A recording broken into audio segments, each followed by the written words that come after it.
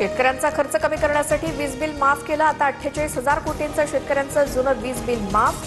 जाहीर सत्कार सोहळ्यात मुख्यमंत्री फडणवीसांची घोषणा.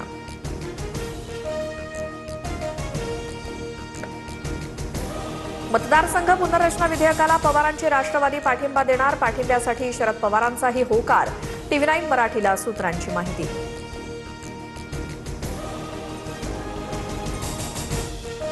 प्रत्येक राज्यात 50% जागा वाढवल्यास पाठिंब्याबाबत विचार करू. मतदारसंघ पुनर्रचना विधेयकाबाबत सुप्रिया सुळेंचं अधिकृत स्पष्टीकरण.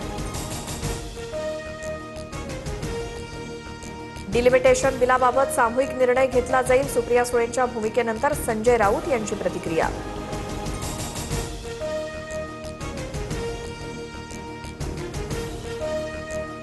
दोन्ही राष्ट्रवादीत अर्थमंत्रीपदासाठी हालचाली सुरू असल्याची चर्चा. जयंत पाटील, प्रफुल्ल पटेल आणि सुनील तटकरेंमध्ये वर्षावर खलबतं. तिघांमध्ये तासभर चर्चा झाल्याची सूत्रांची माहिती. भेटीचा तपशील अद्याप गुलदस्त्यात.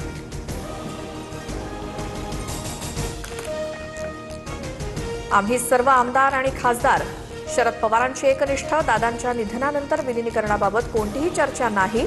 जयंत पाटील यांची माहिती.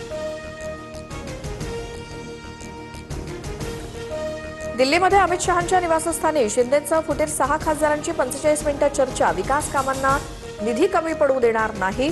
अमित शहांचा खासदारांना शब्द. श्रीकांत शिंदेंवर बंडखोर खासदारांच्या समन्वयाची जबाबदारी. नीरा नदीमध्ये संत ज्ञानेश्वर महाराजांच्या पादुकांना विधिपूर्वक स्नान. नीरा नदीच्या काठावरती वारकऱ्यांची मोठी गर्दी. पालखी सातारा जिल्ह्यात दाखल.